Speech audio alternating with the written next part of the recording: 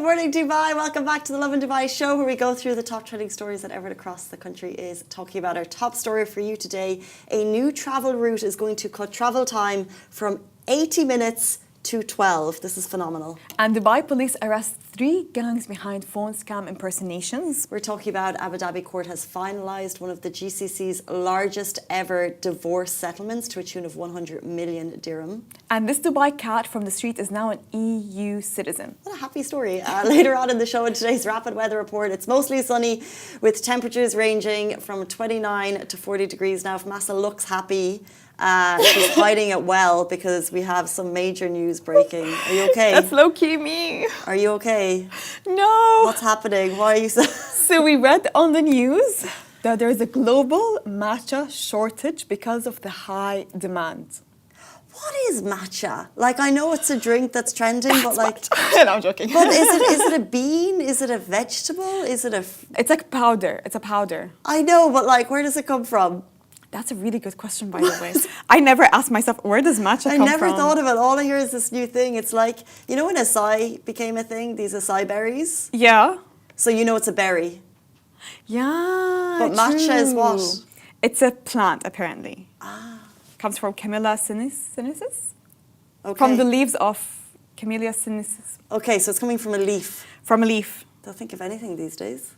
Wow. Literally. And the leaf, if I was to make a bet, if I was to suggest something that's going to, it's like the avocados. Like, I wish I'd invested in avocados 10 years ago. We should invest in matcha. I'm going to invest in this leaf. Invest in matcha and like grow plants and stuff. But please, if we're having a global shortage, this means one thing. The prices will go up. Listen, I will not pay 45 dirhams for a matcha. This is You're crazy. already paying 45 dirhams for a matcha. I'm paying maximum 35 dirhams for a matcha. If I pay 40 for a matcha, I'm like, no, this is too much. Maximum 35 is good. Ah, visual. That's interesting.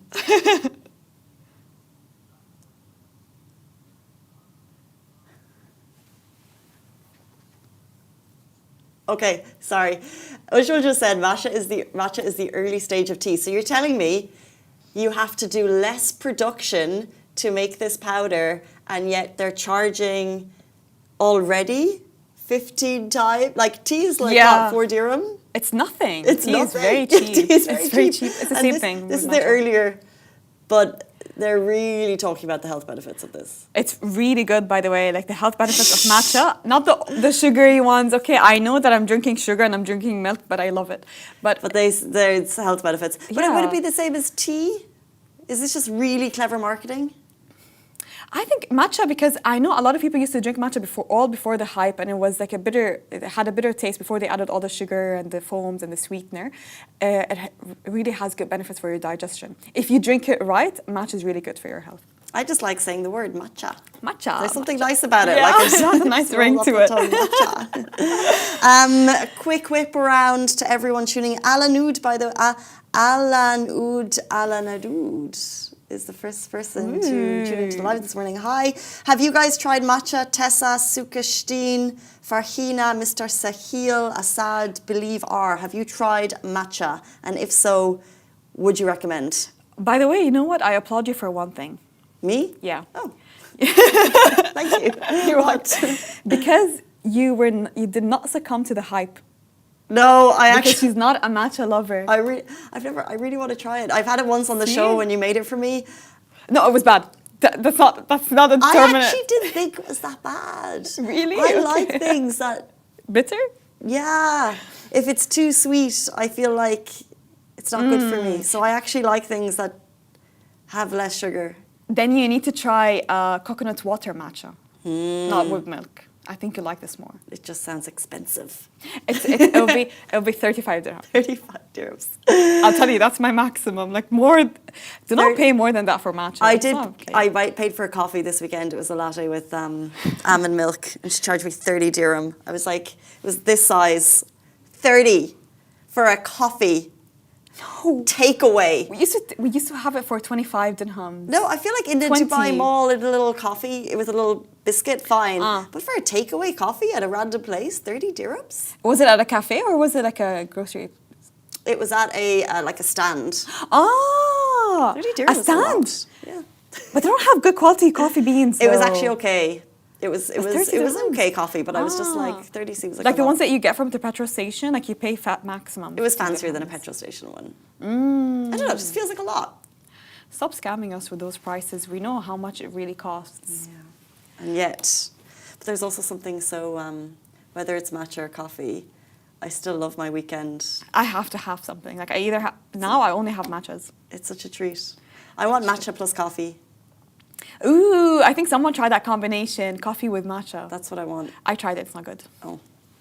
Okay. 8:36 on this Monday morning. We are kicking off the week for you with some big stories.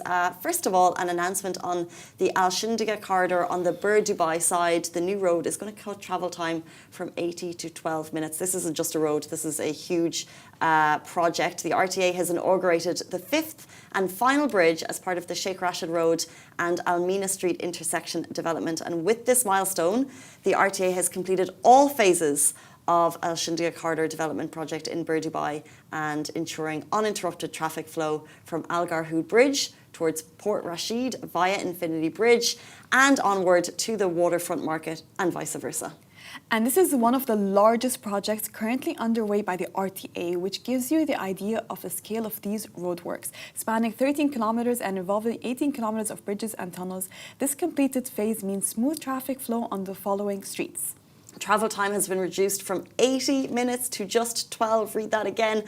With key routes like Jumeirah Street to Infinity Bridge now taking just 5 minutes. Oh my days. If you're on this road network, your life is about to drastically improve. What are you going to do with that extra travel time? 80 to 12 minutes. Wow. Yes. But That's it's a a big large cut. network. And I think there's 5 extra bridges attached.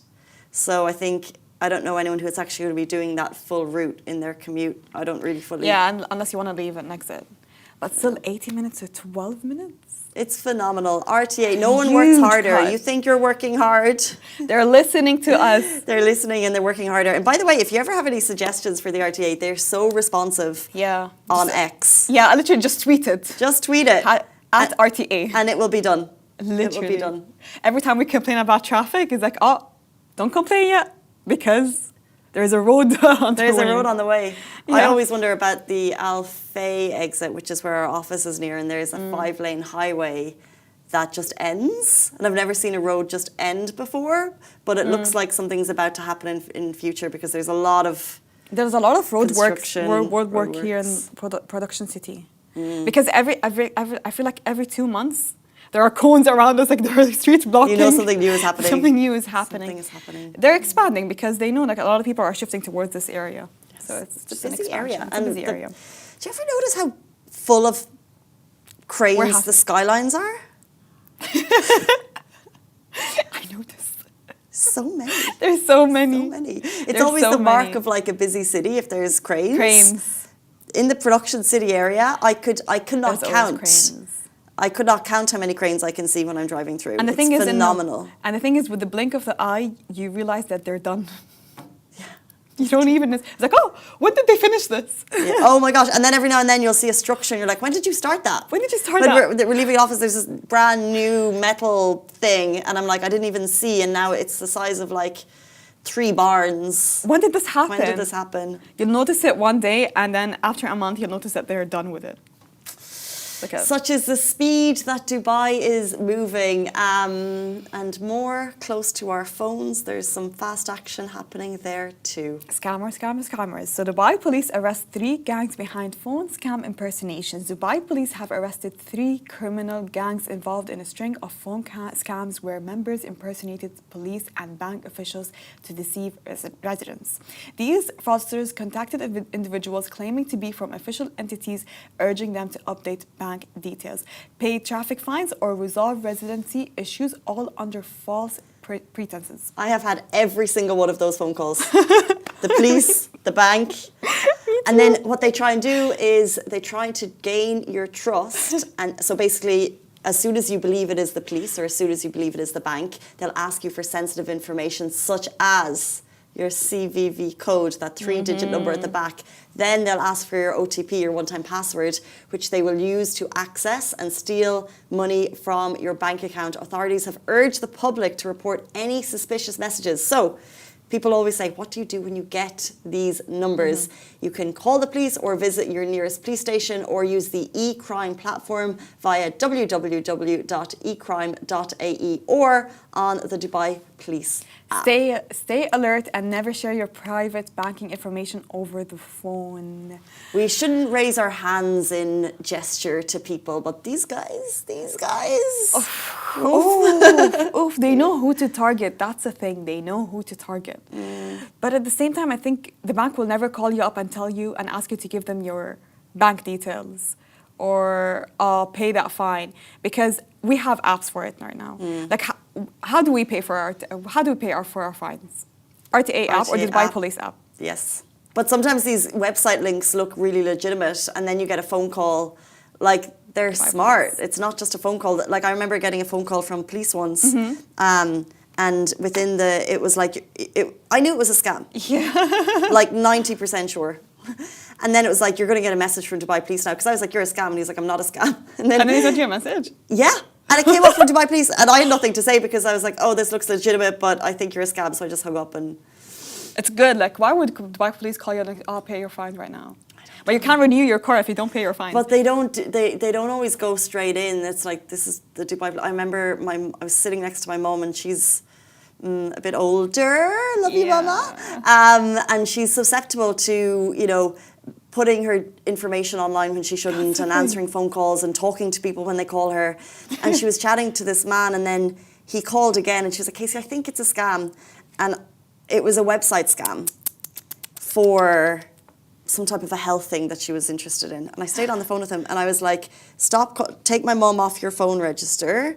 You are a scam. And he was like, just tell me the name of my website. How am I a scam? And he was being so aggressive with me, and I was getting so riled up, but... Terrible customer service, first of all. And he was like, just tell me the name of my website. And I was like, you take my mum off your call list. Oh my God, that's what they do. Yeah, they knew exactly what was going on. Oh my God, I feel bad. Because I feel bad, they know who to target. They know that the older people are more prone to believing those scams. My mom, God bless her, she didn't fall for it, because thank God she comes and asks me to purchase her online items. But there was this website, to us, it's so obvious that it's a scam and it's not real. The clothes they Photoshop the clothes. You can tell the clothes are Photoshopped, and you can see the coloring. It was a terrible scam. It was a terrible website and scam. And your mom? My mom believed it, and she really wanted to buy those items. I wish I can pull up that website. So she was like, what a deal, Massa. Yeah. Let's go for it. Oh no. Like, they have this massive sale. I want to buy, and you can see the coloring from Photoshop. It was so bad, and because they're trying to draw the arms a little bit longer, so they extend outside like that. And God bless her, she just believed it. Haram.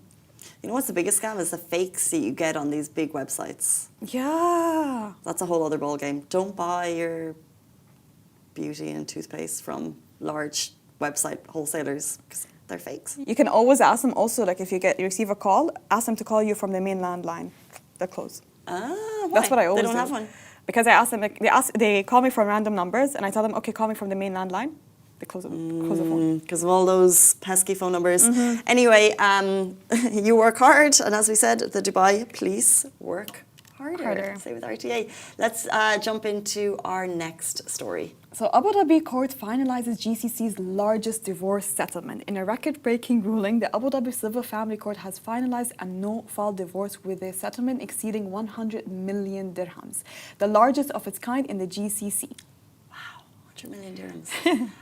The couple, who were previously married in the UK, filed for divorce in Abu Dhabi, where the court swiftly granted the request in under 3 weeks, concluding the case in just one session. So we don't have more details on who got what. We just know that it's the largest divorce settlement in the Middle East to be confirmed here. Oh, it's so sad. 100 million dirhams in just one session, in under 3 weeks. I wonder why they got married in the UK and then they did the court ruling here. Maybe they moved here. I don't know. Maybe they moved here, so they just decided to get divorced here. Divorce with a monetary settlement at the end of it is just the worst thing, because not only have you entered into a lifelong commitment and that you have all of the emotional fallout of that, right? So for whatever reason it hasn't worked. And then you have to everyone's got to find out that it's just really sad. Sometimes people get petty. It's just really, really sad. So all of that sadness. And then the money side of it. And money is just, because I know. when you come into a marriage versus when you leave and who did what, and then maybe someone was working, maybe the other person was working. There's so much that goes into it. But like, that's just, one person is always losing out. That's and it's just sad. It's just sad. And the way we do it in Islamically, we have a contract, and before we sign the marriage contract, in case of a divorce, we put a specific amount that the groom has to give the bride. So they already decided before they get married, so before they sign the contract. Interesting. So you have a prenup. Yeah, Not it's like kind of like, no, sorry. It's a like a... There's an agreement in place that is a little safety net. Yes, like a safety net, yes. So if, for example, wife isn't working, she will have that safety net, because if you're not working, you are working. Yeah. Right? You're just working something different that doesn't have a paycheck coming each month. Exactly. So she has her, and that's always been there. It's always been there. It's always like this. So they agree on an amount. Let's say maybe the groom and the bride, the groom's and the bride's father, they agree on an amount in case a divorce happens. So they put a settlement number. And then it never goes any bigger? Never goes any bigger or less, unless maybe if she's not working. Sometimes after divorce, maybe for the next 3 months, maybe he needs to give her like an allowance. But it doesn't always happen. It depends. But then this amount has to be paid. And if they have children, child support. Child support. Plus child support. So this amount of number plus child support. I like that, because I feel like you have an agreement from there's before, an agreement from the beginning, and you don't have to. So I think in England and Ireland, everything gets split 50-50. Yeah, that's what I realized. Yeah, it's a bit different in the UK and in the West, I think. Everything gets split 50-50 unless there's extenuating circumstances. I really don't know. So then why have a prenup? Would you have because a prenup? maybe you don't want to split everything 50-50. Yeah. So if someone comes in with more, yeah, you don't take all of their wealth, basically. Okay. Yeah, it's basically like for Islamically, you pay maher. So once you get married, you pay an amount to the bride, and in case of a divorce, you have a specific settlement amount that you need to pay in case this happens. Yeah. Interesting. So everything is under this one paper. So if in case a divorce happens, just present it to the court and you're done. No, but I feel like that's a tidier version than, because if you say everyone's getting 50-50 and there's no prenup and someone's got a vast amount of wealth and someone doesn't, it gets really messy. It does get messy, That that's can get true. really messy. So if you already have this paper in place, I feel like that's a really tidy way. It's like safe, you know. But we don't hope for divorce. No, we don't hope for divorce. We hope for good marriage and no divorce. 100 million dirham. Let's take a quick break. If you're watching this show, to note, we also go live in podcasts. So you can find us wherever you find your podcasts. It's your go-to show for the biggest stories, real talk, and top guests around the UAE. You can listen anytime, anywhere. Just hit that follow button wherever you listen to your podcasts. And of course, we talk about the top stories, the hard-hitting news, such as our final story of the day will end on a light note. This Dubai cat from the streets is now an EU citizen. Grab your tissues, because we've got a really feel-good story coming up for you. This is Habibi the cat in the video, not the one that's prowling here. So once a street cat that used to live outside Dubai Mall, just trying to survive, Habibi's story took a dramatic, positively heartwarming turn. He was rescued, fostered, and eventually adopted by a loving mom. And get this, not only did Habibi hop on Emirates flight, but he landed in Europe with a passport and a brand new home.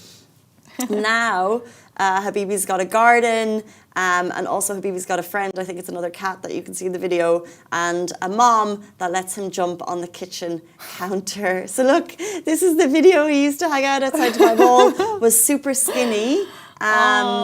Look, and then got taken to the vet, and then got fostered, and then mom was like, I can't send you back out. Habibi. I'm going to look after you. And then mom was moving to the EU. Habibi went with her. Habibi's living the life, honestly. Yeah, Look at Habibi. From Dubai to the EU and from EU to Dubai. Habibi's living the perfect dream. Yeah, so cute. Oh, I'm so happy because so often in these animal Facebook groups, you see a lot of stories of pets that need fostering. So pets that are being left behind. I know. You know, families who are like, you know, we're leaving. We'd really love to take our cat, but we'd leave to, you know, there's always these big buts. And then the people in the animal groups pounce on them. They're like, your animal is your family. You can't say anything in those groups without getting pounced on. But they have a point in that you're taking an animal into your life and you need to be respectful of that responsibility. So it's amazing to see that this mum was. What would you do if you had a pet and you're traveling back home? Take it with me. You take it with you? Oh, okay. Interesting. I mean, I'd like to believe so, yeah. Yeah, hopefully. No, I think so. I think it's a big responsibility. Would you give it to someone to adopt it? Oh, I think it's no, your doggy. You can't. No. No. No, like one of my brothers was leaving Hong Kong to go to New York. And in Hong Kong, he lived by the beach. Wow. So they had a decision to make and they decided that the animal was older and that rather than moving this old big dog into a small apartment in New York, their friends who were moving into their home they took it. Took the dog. And it was kind of like, well, the dog's going to have a happy life by the beach, very comfortable, rather than moving to like a city, a New York City type situation. So I think sometimes, you know, like we hate moving houses. I think the pets also hate moving houses. Like they get used to going around the house and finding the perfect spots for them to relax, perfect spots to eat. But also, but I think you'd be more attached to your person than your home. Your home. Like your person is everything, you know? And like dogs, dogs are so sweet. Like dogs sit and wait for you. Oh, like when you leave the house, they just sit and wait. They don't do anything. They're just like, when is he coming home? When is he coming home? You're home. They're so sweet. Oh, they're so cute. Do you have a dog? No, well, we have family dogs. Do you want to get one? Yes, dream. Oh my God. Yeah. Well, what's stopping you? Is it because of work? Yeah. Yeah. Makes sense. Makes sense. Leave, and we've had dog trainers on the show here, and we've asked them the question because there's sometimes a lot of issues with how to take care of animals here, and there's some behavioural issues, especially because a lot of dogs are rescues. And you have to treat your animal like it's your baby. Family. And if you leave at like 6, 7 a.m. and you're not getting back until 8 p.m. Oh, wow. Haram. Because you go to work and then you go to the gym and it's a full. So if your dog is at home that entire day, even if you do pet sitting and they go out to, if I was at home 1 or 2 days a week, I think it's doable. Yeah. But being out 5 days a week, I just think it's not doable. And being out all day, it's really difficult. They get anxious, I know. My friend had this dog and oh my God, this dog had separation anxiety. I tell you, like this dog really had separation anxiety because every time she would leave the house, this baby like it would get so anxious. Haram. And we can see him from the baby cam because she gets him baby cam. He's just stomping around, like waiting by the door and then going to her room and trying to sniffing her clothes. Haram, they're like babies. Yeah, my ex and I shared a dog, Yeah. Goose. And this was the situation with Goose. She had a lot of anxiety. Anxiety, yeah. I don't want to go into Goose stories now. Oh, make me sad on this happy story. On this Monday, we're meant to be kicking off on a bright note. I mean, enjoy Europe, I guess. Enjoy Europe. Yeah, exactly. Tell me how it was. Send us postcards, Habibi, and live your best life. Live your best life. It's 8:54 on this great Monday morning, and that brings us to the end of the Lovin Dubai Show. Thank you, Massa. Thank you, Casey. We'll see you back here tomorrow morning, same time, same place. Bye-bye. This cat's so